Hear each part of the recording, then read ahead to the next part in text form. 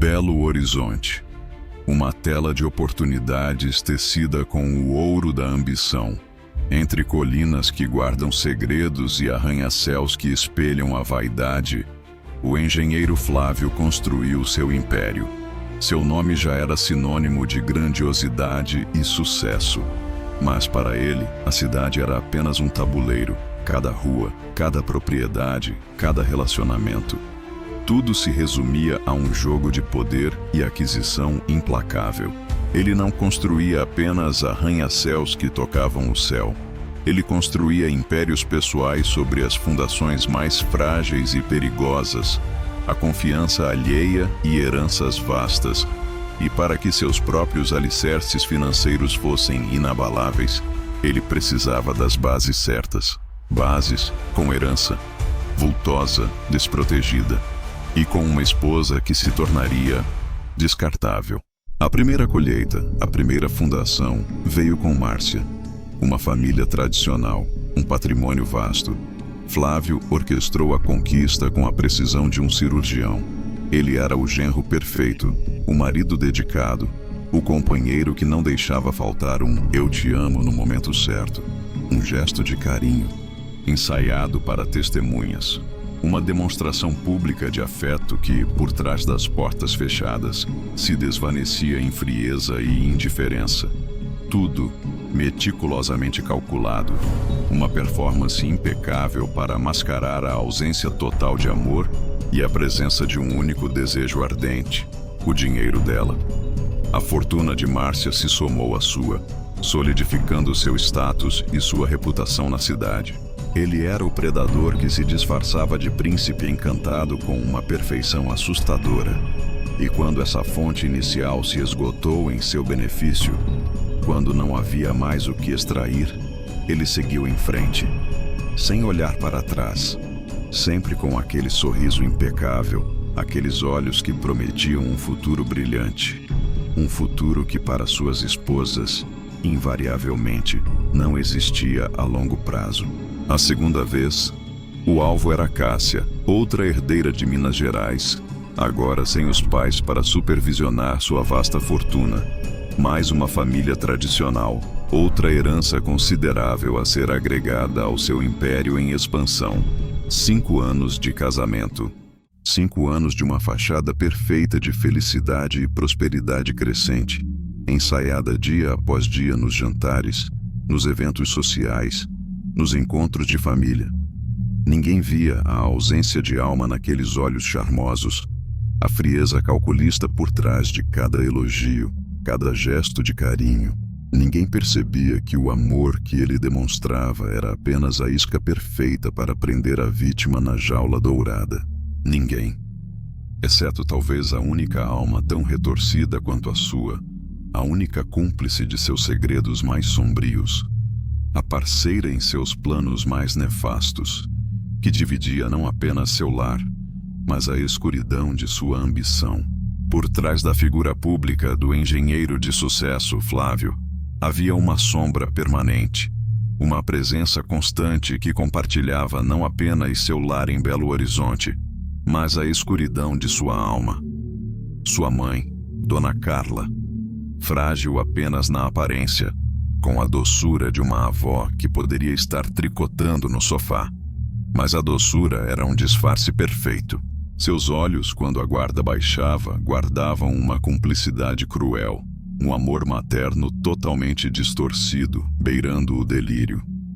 Um amor que via no filho uma extensão de si mesma, um ser superior, digno de tudo, a qualquer custo. Um narcisismo psicopático compartilhado, onde um alimentava o outro. Ela não era apenas a mãe que o amava incondicionalmente. Era a parceira no crime, a facilitadora, a mente silenciosa que ajudava a tecer a teia da morte com fios de afeto simulado e veneno real. Ela o idolatrava, acreditava em sua genialidade e, sem um pingo de questionamento moral, sem hesitação, tornava-se a mão executora de seus planos mais cruéis. Ele era o cérebro, o estrategista frio e calculista, o que escolhia as vítimas com base no tamanho de suas heranças e, crucialmente, na falta de proteções familiares fortes, como pais vivos para questionar uma morte súbita. Ela era a executora paciente e meticulosa, a mão que preparava as refeições com carinho fingido, que cuidava da casa com a dedicação de anos e que administrava a morte com a precisão de uma cientista perversa. Utilizavam um veneno sutil, difícil de detectar, escolhido a dedo para mimetizar os sintomas de um infarto fulminante, de uma falência de múltiplos órgãos, administrado em pequenas doses, quase homeopáticas, dissolvido em comidas, bebidas, ao longo de semanas, meses.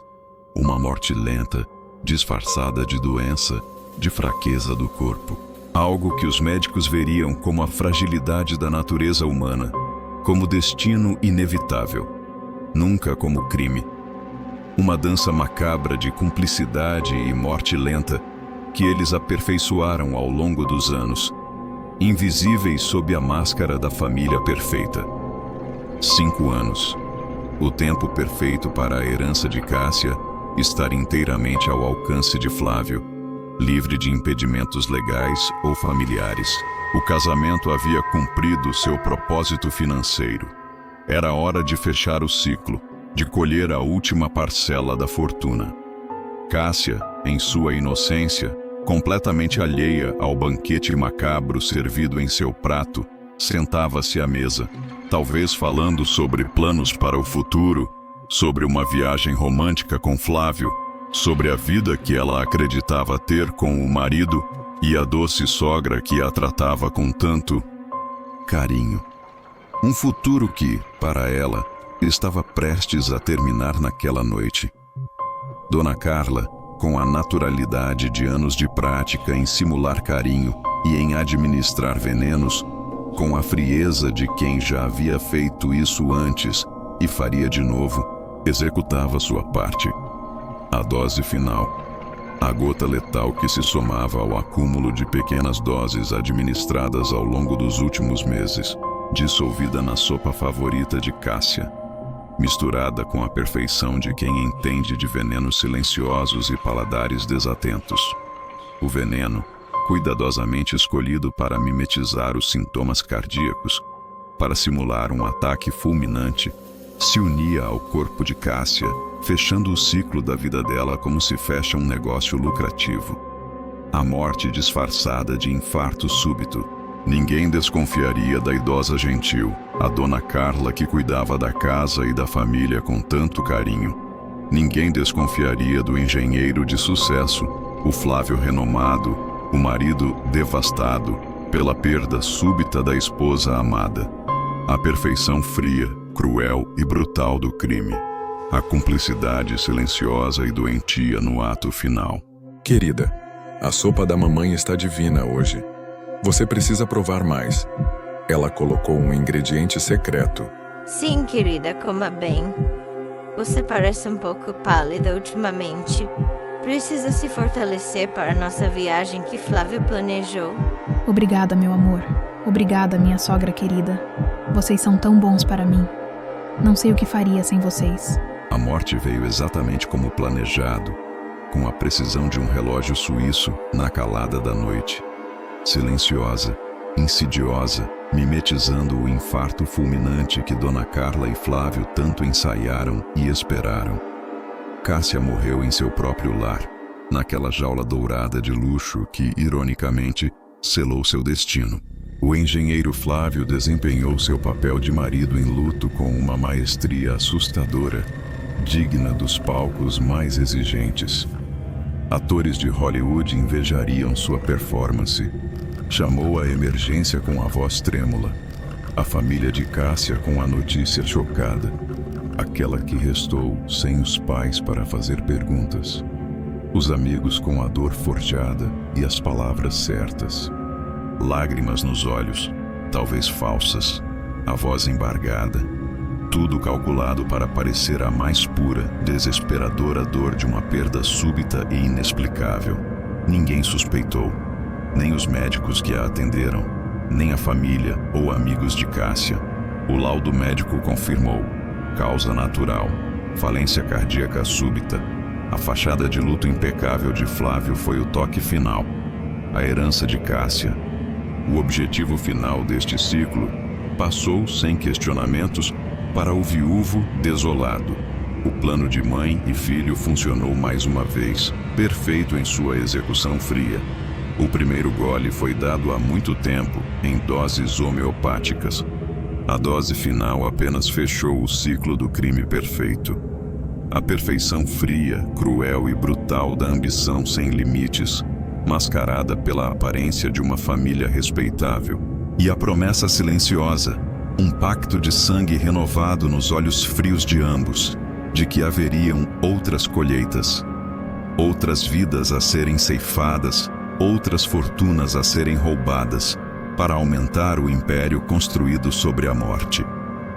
Sob a fachada de sucesso impecável do engenheiro Flávio e a aparência inofensiva e amorosa da matriarca Dona Carla, um pacto mortal foi selado com o veneno do cravo negro.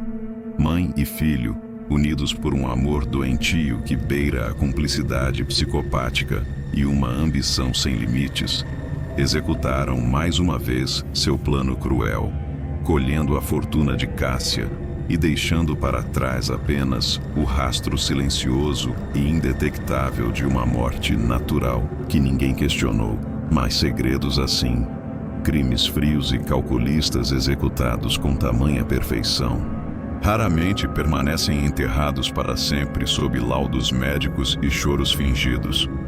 A ambição cega pode levá-los a se tornarem descuidados. Uma ponta solta, um olhar desatento, talvez uma conversa ouvida por acaso.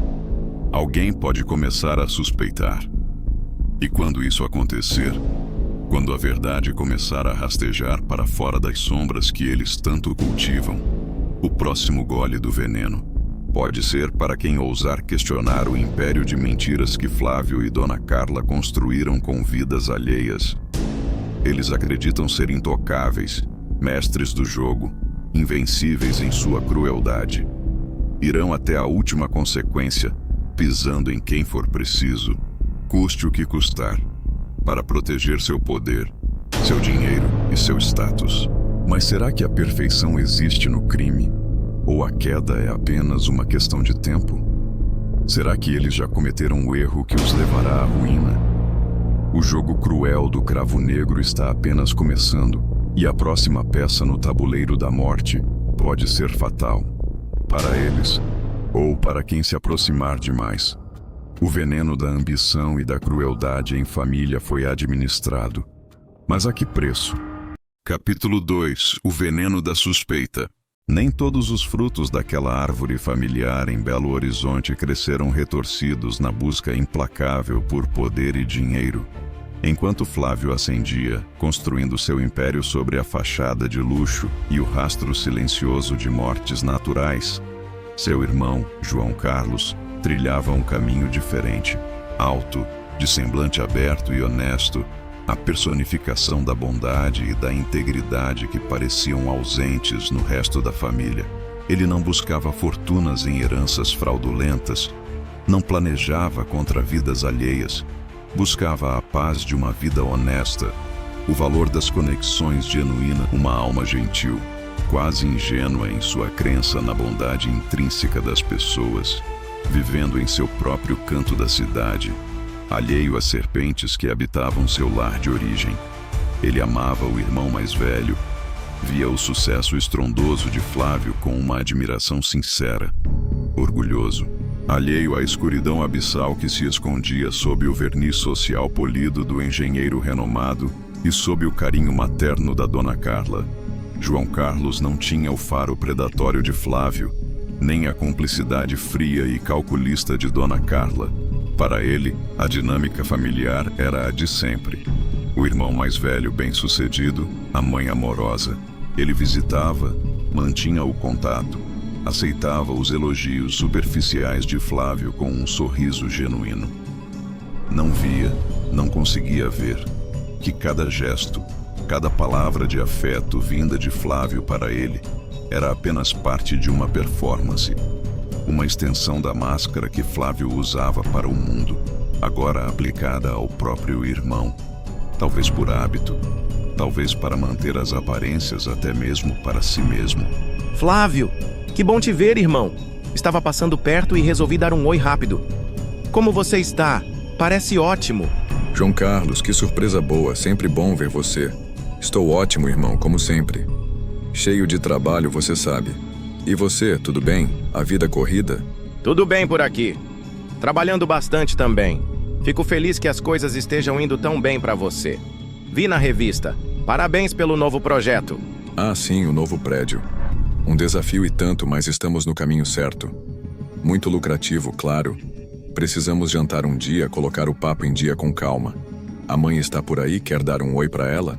João Carlos aceitou o convite superficial do irmão, um jantar que talvez nunca acontecesse. Sentindo-se um pouco deslocado no luxo frio daquela casa, se dirigiu para o seu antigo quarto para reviver algumas memórias, enquanto Flávio se juntava a Dona Carla na cozinha. Quando João Carlos desceu as escadas que davam em direção à cozinha da casa, ele acabou por ouvir os dois em uma conversa em voz baixa. Ele percebeu a mudança no tom de Flávio ao falar com a mãe. A máscara caindo, a cumplicidade sinistra vindo à tona. Não imaginou que estava prestes a ouvir algo que destruiria para sempre a imagem da família perfeita que ele tanto prezava. Em um dia comum, durante uma visita casual, em um momento de descuido fatal dos mestres da dissimulação, o véu se rompeu, revelando a escuridão por baixo. Palavras soltas, fragmentos desconexos, que pareciam ecoar da escuridão, carregando o peso de um segredo terrível. O laudo da Cássia não acusou veneno. A dose final, mamãe, como ensaiamos. Como foi mais fácil que da última vez com a Márcia. Simplesmente dormiu. Que alívio, sem escândalo.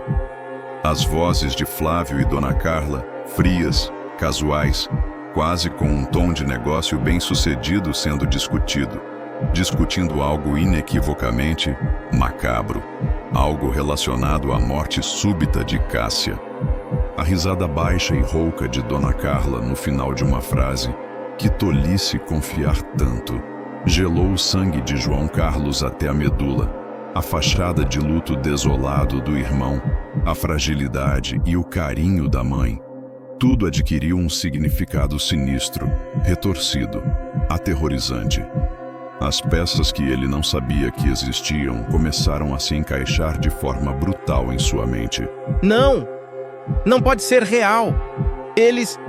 O que eles fizeram? Cássia! Será que eles a envenenaram? O que ele ouviu naquela noite não lhe deu paz, nem sono, nem descanso.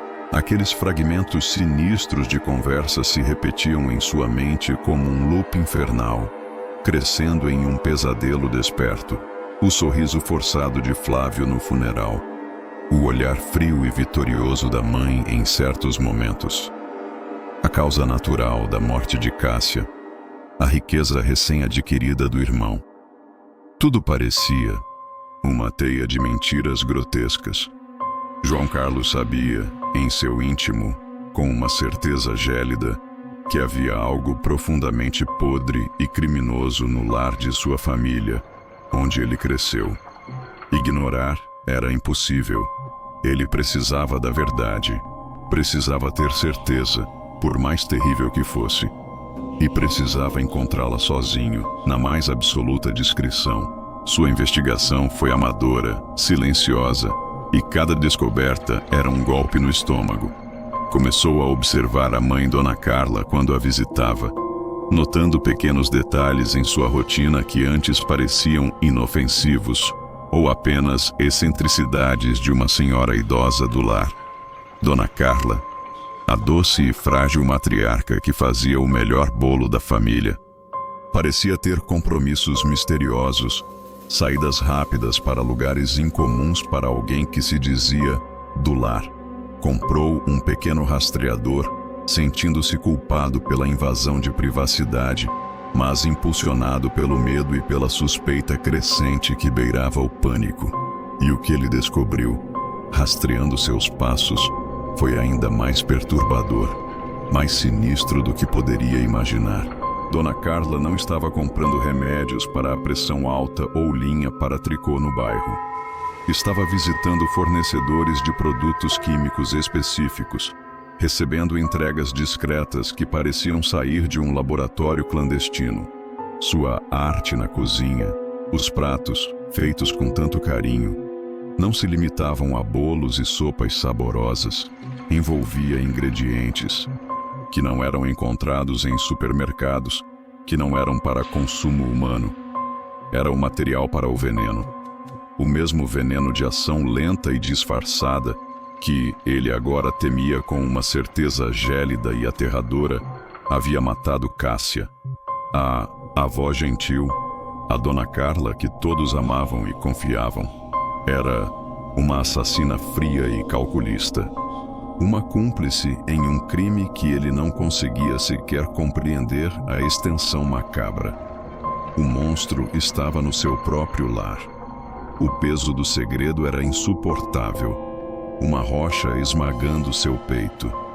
A solidão da descoberta o estava esmagando, isolando-o da própria família. Quem acreditaria nele? O engenheiro Flávio era respeitado, admirado. Sua mãe, Dona Carla, amada e vista como inofensiva pela comunidade de Belo Horizonte. Acusá-los de envenenamento e assassinato sem provas concretas, apenas baseado em fragmentos ouvidos e descobertas amadoras, parecia a mais pura loucura. Ele precisava compartilhar. Precisava da sanidade de outra pessoa para validar ou refutar o pesadelo. Precisava de alguém em quem confiasse cegamente. Susana, sua melhor amiga há anos, inteligente, perspicaz e, tragicamente, com acesso ao mundo social de Flávio, o que a tornava, sem que ela soubesse, um alvo em potencial. João Carlos, tremendo, despejou a verdade chocante e aterrorizante sobre Susana, o que ouviu naquela conversa velada, fragmento por fragmento, o que descobriu sobre as atividades químicas misteriosas e sinistras da mãe. Sua suspeita, agora certeza gélida, de que Cássia não morreu de infarto, mas foi brutalmente envenenada. A confissão foi difícil, dolorosa, cheia de medo e descrença no que ele próprio havia descoberto. Mas a reação de Susana não foi a que ele esperava. Horrorizada, sim. Preocupada com o estado mental dele, sem dúvida. Mas acreditar que a doce Dona Carla, a avó que todos conheciam e amavam, e o bem-sucedido e charmoso Flávio pudessem ser assassinos frios e calculistas, capazes de envenenar a própria nora por dinheiro. Era bizarro demais, absurdo demais, insuportável para a mente lógica e para quem via apenas a fachada. Parecia delírio, uma teoria da conspiração doentia vinda de um amigo perturbado pelo luto. João, meu amigo, isso é uma história terrível, de filme de terror. Eu sei que você está sofrendo muito com a perda da Cássia e algo nisso tudo parece errado. Eu concordo. Mas sua mãe, Dona Carla, o Flávio, envenenar a Cássia? Não, João. Eu não consigo acreditar nisso. É bizarro demais. Dona Carla sempre foi tão boa. Flávio tão normal. Deve haver outra explicação para o que você ouviu, para o que você viu. Você tem certeza absoluta do que viu. Do que ouviu, talvez você tenha entendido tudo muito mal. Isso é grande demais. Sinistro demais, para ser verdade. O ceticismo de Susana era um golpe no estômago de João Carlos. Ele estava sozinho com sua verdade terrível. Mas para Susana, o ceticismo era a razão pela qual o perigo para ela se tornou invisível. Se ela não acreditava na história do veneno vindo de Dona Carla, ela jamais veria um simples chocolate, um presente, uma gentileza oferecida pela avó gentil, como uma ameaça real. Ela não estava no tabuleiro de João Carlos. Mas Flávio e Dona Carla, em sua paranoia e necessidade de silenciar ameaças, a colocariam no deles sem que ela sequer soubesse. A descrença de Susana se tornou sua maior vulnerabilidade. Uma falha fatal que seria explorada pelos mestres do veneno e da dissimulação. Psicopatas, mestres da manipulação e do controle, possuem um faro aguçado para detectar ameaças, mesmo as mais sutis. Dona Carla, com seu instinto apurado por uma vida inteira de dissimulação, segredos e crimes, percebeu as mudanças no comportamento de seu filho João Carlos. O nervosismo disfarçado sob um sorriso forçado, as perguntas indiretas e estranhas sobre a mãe, o olhar evasivo ou tenso quando ela o encarava. Ele não agia mais como o filho bom e desatento. Agia como alguém que sabia demais, alguém que investigava. A suspeita gelou o sangue de Dona Carla, mas não de medo e sim de fúria. Seu próprio filho, o bom João Carlos, estaria desvendando seus segredos. O pacto de sangue com Flávio, o império de mentiras construído sobre vidas alheias, tudo estava em risco por causa da curiosidade de João Carlos. O amor doentio de Dona Carla por Flávio, a necessidade primordial de proteger o império e seu segredo sombrio a qualquer custo, superava qualquer instinto materno por João Carlos.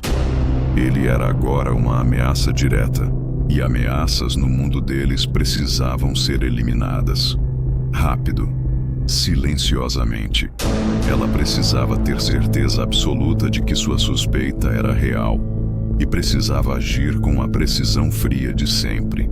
Seu bom filho a observava nas sombras, mas ela, a mestra das sombras, iniciaria sua própria vigilância impiedosa sobre ele também. A mãe, com a paciência fria e implacável de uma caçadora experiente, seguiu João Carlos. Manteve distância, misturando-se à multidão, uma figura discreta na paisagem urbana de Belo Horizonte. Observou seus passos, seus encontros, e sua paciência sinistra foi recompensada, da forma mais brutal para João Carlos e sua amiga. Ele se encontrou com Susana, em um café, rindo, conversando baixo. Pareciam cúmplices, compartilhando segredos. Na mente distorcida e paranoica de Dona Carla, alimentada por seu medo de ser descoberta, não havia mais dúvida. João Carlos havia compartilhado. Susana sabia. Susana era uma ameaça. E a confidência perigosa havia se tornado uma sentença de morte duplamente assinada. O amor doentio por Flávio, a necessidade primordial de proteger o pacto de sangue que os unia no crime, transformou a mãe em predadora contra o próprio filho e sua amiga. As peças estavam no lugar. A confirmação veio. A execução seria rápida, silenciosa, eficiente. Dona Carla, a avó gentil aos olhos do mundo, planejava o golpe final. 2 alvos, 2 vidas a serem ceifadas antes que pudessem revelar a verdade por trás da perfeição, antes que pudessem destruir o império construído sobre vidas alheias. O plano para eliminar as ameaças era duplo, eficiente, frio, sem deixar rastros óbvios que pudessem ser ligados a ela ou a Flávio. Para Susana, algo fácil de entregar e disfarçar como um presente, uma gentileza inesperada da avó, Dona Carla. Um chocolate delicioso, um doce caseiro, o veículo perfeito para a morte. Para João Carlos, uma refeição familiar, um jantar carinhoso preparado pela mãe, para trazê-lo de volta ao lar, para mantê-lo por perto e silenciá-lo para sempre sob o pretexto do afeto. A mãe agia com a naturalidade assustadora de quem prepara um bolo para um aniversário. Afeto fingido e veneno mortal misturados na mesma tigela, nos mesmos pratos. Ela não hesitou, não sentiu um pingo de remorso ou conflito. João Carlos era uma extensão de si mesma, sim, mas uma extensão defeituosa, um erro genético na família de predadores que ameaçava a extensão perfeita, seu amado Flávio. O instinto de sobrevivência do pacto de sangue A necessidade de proteger o império construído sobre a morte superou qualquer vestígio de instinto materno por João Carlos. O cravo negro, a alegoria sombria de sua ambição, exigia mais sacrifícios, e Dona Carla estava pronta para pagar o preço com a vida do próprio filho. A primeira vítima da noite sombria foi Susana. O presente, envenenado de Dona Carla, o chocolate mortal, fez efeito rápido e cruel. Uma morte súbita, sem chance de defesa. Chocante para quem presenciou, mimetizando mais uma vez um ataque cardíaco fulminante ou uma falência orgânica rápida. Ela pagou com a vida por sua lealdade a João Carlos, por ouvir seu segredo e, em sua inocência cética, não acreditar na extensão do perigo. O cravo negro ceifou mais uma vida inocente para proteger os culpados e seu império de mentiras. Mal sabia João Carlos que, enquanto Susana dava seu último suspiro em algum lugar da cidade, ele próprio carregava a morte dentro de si. Após o jantar tenso e a insistência da mãe, ele se despediu de Flávio e Dona Carla. O sorriso de despedida de Flávio parecia um alívio por vê-lo ir. O abraço de Dona Carla, apertado e carinhoso, parecia carregar um segredo sinistro. João Carlos sentiu uma leve tontura, um mal-estar sutil, algo que ele tentou ignorar, atribuindo ao estresse da situação. Que bom que veio, irmão. Temos que fazer isso mais vezes. Mande notícias. Vá com cuidado, meu filho. Venha comer mais vezes da comidinha da mamãe, assim como eu fazia com você quando eu era pequenininho. Foi bom te ver aqui em casa. Sinto muitas saudades de você. Sim, com certeza. Estava ótimo, mãe. Obrigado. Vou indo agora. Nos falamos depois. Quase no mesmo instante em que Susana caía, o veneno no corpo de João Carlos começou a agir com força total, administrado no jantar carinhoso da mãe. A dor era excruciante, cada fibra do seu corpo protestava com agonia. O corpo falhando rapidamente, solidão absoluta, medo paralisante. Não havia ninguém para chamar, ninguém para pedir ajuda. Ele estava sozinho, lutando contra a morte administrada pela mão que o embalou no berço. O plano de Dona Carla, a mãe cruel, era deixá-lo morrer ali, sozinho. Mais uma morte sem explicação que seria facilmente acobertada sob a fachada da família perfeita. Mas Dona Carla, em sua arrogância, subestimou a força daquele filho bom. A mesma bondade, a mesma integridade que o levou a investigar o crime sombrio do irmão e da mãe, agora o impulsionava a lutar pela própria vida com uma ferocidade inesperada, não apenas para sobreviver, mas para expor a verdade. Cada centímetro rastejado, cada esforço para levantar, cada respiração arranhada, era uma batalha heróica contra a morte, uma batalha contra a própria mãe, contra o seu sangue. Ele não lutava apenas para viver, lutava para expor a escuridão da sua família. Precisava chegar ao hospital, precisava contar a terrível verdade, antes que o veneno o silenciasse para sempre. A queda deles não seria silenciosa, um milagre. A força indomável da vontade de viver. A chegada no último instante, antes que o veneno completasse seu trabalho macabro.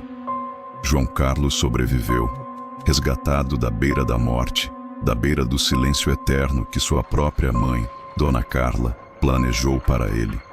E no hospital, fraco mas consciente, com a voz embargada pela dor e pela verdade, ele teve sua chance.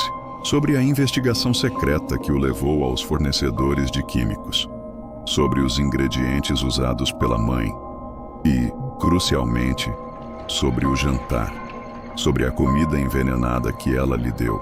A chance de expor à polícia a escuridão abissal por trás da fachada perfeita do engenheiro Flávio e da doce Dona Carla. Sua voz era fraca, quase um sussurro, mas as palavras que saíam de seus lábios, as palavras sobre o crime da própria família, carregavam o peso esmagador da verdade, da traição, do crime em família. Ele contou tudo. Sobre a conversa sombria que ouviu por acaso, a polícia, nos dias seguintes, já com algumas peças do quebra-cabeça, a morte súbita de Susana, considerada estranha por sua idade e saúde, e a denúncia de João Carlos, que foi como a chave mestra que abriu o abismo, fez os investigadores ligar os fatos e abrir uma investigação imediata sobre aquela família. A morte de Cássia, a segunda esposa de Flávio, seria imediatamente reavaliada sob a luz da suspeita de envenenamento. A rotina secreta de Dona Carla, a mãe gentil, seria investigada a fundo. Os ingredientes secretos, usados pela matriarca expostos sob a luz fria da lei. O veneno da suspeita. Agora era a verdade amarga e inegável que pairava sobre o engenheiro renomado e a mãe inofensiva, Dona Carla e Flávio. A perfeição fria e calculista. Estavam prestes a ter seu império de mentiras, construído sobre a morte, desmascarado para o mundo. A caçada por eles começou. Ele sobreviveu. Expôs a verdade. Mas a vitória veio com um preço terrível. O veneno não matou apenas Susana, corroeu a alma de João Carlos, matando a imagem que ele tinha de sua família. A tristeza era um fardo pesado. O trauma, uma ferida invisível. Saber que a mão que o embalou no berço tentou matá-lo, que o irmão que ele admirava era um monstro. A luta para sobreviver tinha acabado. A luta para viver com a verdade estava apenas começando. A caçada aos assassinos estava em andamento. E João Carlos, o sobrevivente, era a prova viva de sua crueldade. O veneno da suspeita se espalhou, e o pacto de sangue perverso entre Flávio e Dona Carla está prestes a ser exposto para o mundo. O bom filho, João Carlos, sobreviveu a uma tentativa de assassinato orquestrada pela própria mãe para contar a história. E agora a polícia, com a revelação dele como guia, está no rastro do cravo negro, do veneno que ceifou vidas sob a fachada de normalidade. Mas Flávio e Dona Carla não vão ceder facilmente. Eles são mestres da manipulação, da dissimulação, e lutarão com unhas e dentes para manter seu império de mentiras intacto e seu status intocável. A que ponto chegarão para silenciar a verdade e escapar da justiça? Quem mais estará em perigo enquanto a caçada se intensifica e o cerco se fecha sobre eles? E qual será o destino da família perfeita agora que seus segredos sombrios foram expostos? O jogo cruel do cravo negro está longe de terminar. E o próximo capítulo promete revelar as consequências terríveis de seus atos. O veneno da suspeita foi administrado e a caçada por justiça começou. Capítulo final. A colheita do cravo negro. O milagre de João Carlos não foi apenas a sobrevivência ao veneno cruel de sua própria mãe. O verdadeiro milagre foi a faísca de força e coragem que surgiu em seu íntimo, permitindo-lhe, com as últimas forças que lhe restavam, rasgar o véu da escuridão e expor a verdade aterrorizante. No quarto frio e estéril do hospital, entre o cheiro metálico de antisséptico e o bip constante das máquinas que o mantinham vivo, ele despejou o pesadelo em palavras. A voz saía fraca, arranhada pela dor e pelo trauma, mas carregava o peso de um crime que havia se escondido por anos sob a fachada de respeito e luxo. A história de sua própria família. A história que João Carlos contou era digna dos piores pesadelos, mas era real. Um engenheiro renomado, admirado por todos, e sua mãe idosa, a personificação da bondade, unidos em uma parceria macabra de morte, envenenando esposas ricas por suas heranças, construindo um império sobre túmulos. Os detalhes sobre o veneno sutil, administrado em pequenas doses, a cumplicidade fria da mãe Dona Carla, a morte forjada de Cássia e a tentativa de assassinato mais recente, brutal, contra ele próprio e sua amiga Susana. A polícia, que já lutava para entender a morte súbita e inexplicável de Susana, teve na denúncia desesperada de João Carlos a chave que abriu o inferno. A máquina da justiça, até então lenta e cega para a perfeição insidiosa do crime, começou a se mover com uma velocidade implacável, impulsionada pela urgência de pegar assassinos perigosos. O caso foi imediatamente transferido para uma equipe especializada em crimes complexos, com o apoio total da Polícia Federal. A vida de João Carlos estava em perigo e os assassinos ainda estavam à solta. A morte de Cássia seria reavaliada com olhos treinados para o horror.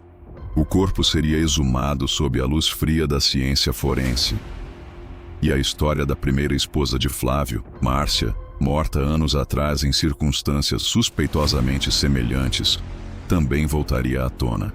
O rastro de veneno, outrora invisível, camuflado sob a normalidade, começava a ser iluminado pela luz fria e implacável da lei, expondo a escuridão por baixo.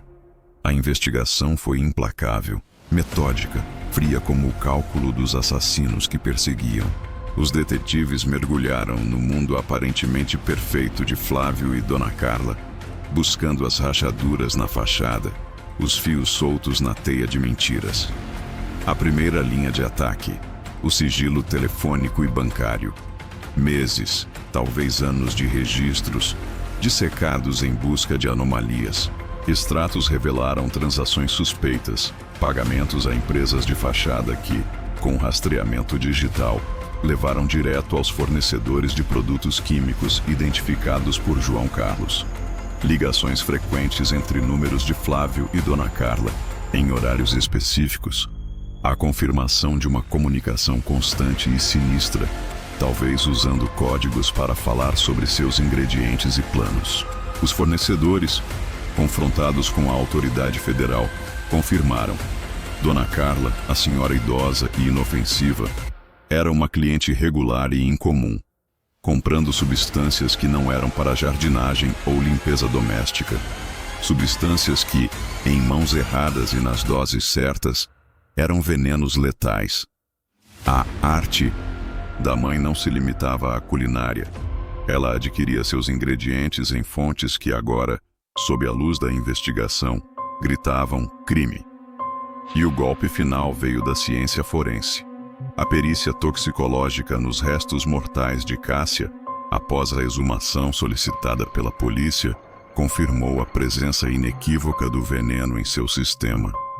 E o corpo de Márcia, a primeira esposa, exumado também, revelou o mesmo padrão sinistro, a mesma assinatura invisível da morte lenta. O veneno foi encontrado nas vítimas, a confirmação brutal de que não foram causas naturais. O rastro da compra foi seguido até a mãe. A conexão foi feita com a rotina secreta de Dona Carla e o depoimento chocante de João Carlos. Havia um serial killer em família, operando impunemente por anos, escondido sob o verniz do sucesso e da aparente bondade. As provas se acumulavam, frias, científicas, irrefutáveis. O depoimento traumático de João Carlos, a rede de transações financeiras, as compras de veneno rastreadas até a mãe, a confirmação da perícia toxicológica nas vítimas. A teia estava completa. Havia um padrão macabro. Havia um motivo claro e cruel, a herança. Havia um método insidioso, o veneno sutil. E havia os assassinos, agora identificados. O engenheiro Flávio e sua mãe, Dona Carla. O crime que parecia perfeito, o império construído sobre a morte, estava prestes a desmoronar. Não por terem sido pegos com o veneno, mas por terem deixado rastros em suas vítimas e em suas aquisições. A justiça, paciente mas implacável, se preparava para dar o bote final, com um mandado em mãos, pronta para colher o cravo negro. Enquanto a polícia, em seu método silencioso, fechava o cerco a cada hora que passava, Flávio e Dona Carla sentiam a pressão esmagadora. Pequenos sinais, outrora ignorados, agora eram alertas vermelhos em suas mentes febris. Um carro desconhecido parado na rua por tempo demais, parecendo observar. Ligações que caíam no instante em que atendiam. Silêncios prolongados nas conversas. Uma sensação gélida de estarem sendo observados, de que o ar ao redor deles se tornava denso com desconfiança. Talvez vislumbrassem figuras ao longe, ou reflexos suspeitos nas janelas polidas de sua própria casa. A fachada impecável, mantida por tanto tempo com maestria, começou a apresentar rachaduras visíveis sob o estresse crescente, a paranoia se instalando, corroendo sua calma outrora inabalável. A arrogância de mestres do jogo dava lugar a um pânico febril. A cumplicidade em um pacto de sangue virava medo e recriminações silenciosas. E a ausência de notícias de João Carlos, o filho que eles achavam que estava morto, corroía seus nervos mais do que qualquer outra coisa. O silêncio dele, que deveria ser definitivo, tornara-se um enigma aterrorizador, um grito mudo de que algo deu errado. Precisavam saber sobre João Carlos. O veneno, o plano. Não falhou. Ele deveria estar morto, silenciado para sempre. Mas o silêncio dele era um grito. Usaram seus contatos escusos, suas conexões sombrias, seus recursos financeiros para descobrir o que havia acontecido. Uma ligação tensa, uma informação comprada com pressa. E a verdade caiu sobre eles como um raio, estraçalhando a última ilusão. João Carlos não morreu. Ele esteve no hospital. Ele sobreviveu. E ele... A polícia sabe agora. A verdade veio à tona. O mundo desabou. O império de mentiras, construído tijolo por tijolo sobre vidas alheias, se estraçalhou em 1000 pedaços. O bom João Carlos, o filho que eles subestimaram, que tentaram matar, os havia desmascarado. A polícia sabia. O mandado de prisão era questão de minutos, talvez horas. Não havia mais tempo para fachadas, para planos de longo prazo. A única saída, a única chance, era fugir, imediatamente. Para longe, para outro país. Para recomeçar o jogo sujo em outro tabuleiro, longe do alcance da justiça brasileira que agora os caçava. O pânico deu lugar a uma decisão fria, rápida e desesperada. A fuga era a única chance de evitar a colheita. O plano de fuga foi orquestrado na urgência febril do desespero e do medo de serem pegos.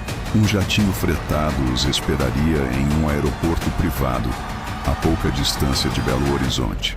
Destino: Argentina, onde um contato aguardaria com documentos e passaportes falsos. De lá, a Espanha, para se perderem na Europa e continuar suas vidas como fantasmas ricos, longe do alcance da lei e da verdade exposta. Dinheiro e influência, outrora usados para construir o império, agora usados para comprar portas de saída, para fretar asas para longe da justiça. Acreditavam que ainda podiam controlar a situação, que eram mais espertos. A corrida contra a colheita começou. O trajeto até o aeroporto em alta velocidade parecia interminável. Cada carro no retrovisor, cada sombra na rua, era uma ameaça. A cumplicidade deles, outrora fria e calculista, agora estava tingida de medo e recriminações silenciosas, expressas em olhares rápidos.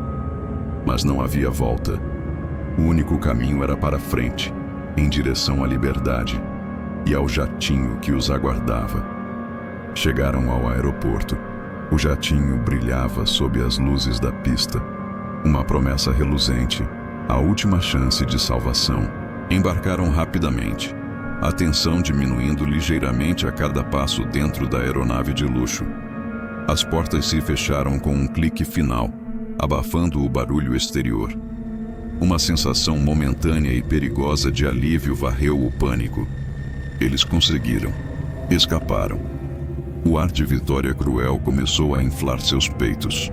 Olharam um para o outro, um brilho de triunfo sombrio em seus olhos. Talvez um sorriso sinistro de que haviam enganado a todos mais uma vez. A lei era lenta. Eles eram mais rápidos. O piloto se comunicou com a torre de controle. Tudo pronto para taxiar. O jatinho começou a se mover, deslizando suavemente pelo asfalto em direção à pista principal, o corpo vibrando com a potência dos motores, a velocidade aumentando gradualmente, o som dos motores crescendo, uma canção de liberdade para os assassinos, a sensação de estarem deixando Belo Horizonte para trás, deixando o crime, a verdade, a justiça para trás. Era inebriante. A colheita do cravo negro seria longe dali, e eles, os mestres da morte e da dissimulação, escapariam impunes. A vitória parecia garantida. O jogo, pensado, vencido. O piloto solicitou autorização final para decolar. A pista à frente, vazia, a escuridão da noite convidando a fuga. A liberdade. A poucos segundos de distância. O futuro como fugitivos ricos. Começando agora. O sorriso de vitória nos rostos de Flávio e Dona Carla. No auge. Mas o destino, orquestrado pela persistência da justiça e pela sobrevivência improvável de um bom filho, tinha outros planos para os mestres do veneno. A colheita final deles estava prestes a acontecer, ali, naquela pista. No instante exato em que a autorização para decolar seria concedida, no auge de sua falsa vitória, a colheita chegou. Vários carros da Polícia Federal Brasileira surgiram do nada. Luzes piscando no escuro da pista, movendo-se com velocidade e precisão tática. Fecharam a pista à frente e atrás do jatinho, encurralando-o sem saída. O som dos motores do avião diminuiu abruptamente.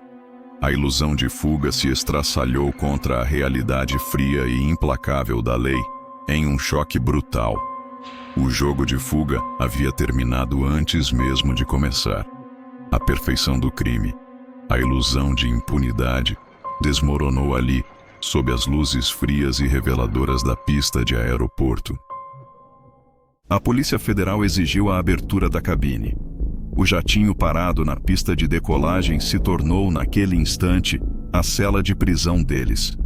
Agentes federais se aproximaram, armados, rostos sérios, determinados.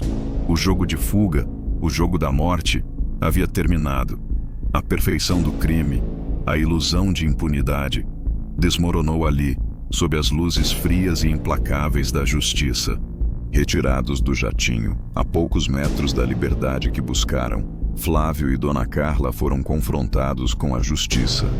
A fachada caiu completamente, espatifada no asfalto da pista. O sorriso charmoso de Flávio se contorceu em uma careta de ódio impotente e derrota. A doçura artificial de Dona Carla se transformou em uma máscara de fúria incontrolável e loucura. E então, em meio aos agentes federais, sob as luzes frias que os expunham, eles o viram. João Carlos, o filho bom, o sobrevivente inesperado, o catalisador de sua queda. Ali, combalido, mas de pé, testemunhando o fim de seus algozes, de sua própria mãe e irmão. A visão dele foi o golpe final, o gatilho para a explosão de fúria contida de Dona Carla. A mãe outrora dócil, que planejou sua morte, teve um acesso de loucura e ódio visceral. Seus olhos, injetados de fúria e traição, fixaram-se em João Carlos. Você, seu traidor desgraçado, seu peste inútil, você nos arruinou, nosso império. Você era para estar morto. Eu mesma deveria ter terminado o serviço. Os gritos de Dona Carla ecoaram na pista de aeroporto, um testemunho aterrador de sua verdadeira natureza, de seu amor doentio e distorcido pelo filho perfeito, Flávio, de seu ódio visceral pelo filho defeituoso, João Carlos, que ousou viver e expor a verdade. Uma mãe vociferando ódio puro contra o filho que ela tentou matar. A cena era de um drama shakespeariano, cruel, real e profundamente traumático. Um trauma final para João Carlos, que viu a máscara cair completamente, revelando o monstro em sua forma mais pura e patética, no momento exato de sua derrota. O império construído sobre vidas alheias, o reino do Cravo Negro, desmoronou espetacularmente na pista de decolagem. Flávio e Dona Carla, os mestres do veneno e da dissimulação, capturados pela Polícia Federal em sua tentativa desesperada e final de fuga internacional. A verdade prevaleceu, não por acaso, mas pela coragem e sobrevivência improvável de João Carlos, o bom filho que ousou investigar e suportou o veneno da própria mãe para expor a escuridão. A colheita do Cravo Negro, para eles não foi de fortuna ou impunidade, mas de justiça e humilhação diante do mundo e do filho que tentaram silenciar. O crime, por mais frio e calculado, não compensou. Esse legado de terror e morte que eles construíram, esse que João Carlos ajudou a destruir ao arriscar a própria vida e a imagem de sua família. Esse legado de sombras se encerra aqui, na pista fria de um aeroporto, sob a luz forte e reveladora da lei. Mas essa justiça teve um preço terrível, pago com a vida inocente de Susana e com o trauma indelével na alma de João Carlos, que testemunhou a queda espetacular e a fúria final da mãe que tentou matá-lo. A história deles termina aqui, nas mãos da justiça. O Cravo Negro foi desmascarado e a justiça chegou. Acompanhe a novela O Cravo Negro na playlist do canal para reviver toda a trama, desde o primeiro gole do veneno até a colheita do Cravo Negro. Mergulhe fundo neste thriller de suspense psicológico que explora o lado mais sombrio das relações familiares e o preço da ambição. Se você não tem medo de desvendar segredos sombrios por trás das famílias perfeitas, se histórias de crimes frios e calculistas e dramas familiares perturbadores te prendem, inscreva-se no Trama Novelas. Ative o sininho e junte-se à nossa comunidade sombria para não perder as próximas novelas arrepiantes, incluindo as continuações de nossas histórias mais populares. O suspense termina aqui, para esta novela, mas a escuridão sempre encontra um caminho. Próxima novela na semana que vem. Trama Novelas.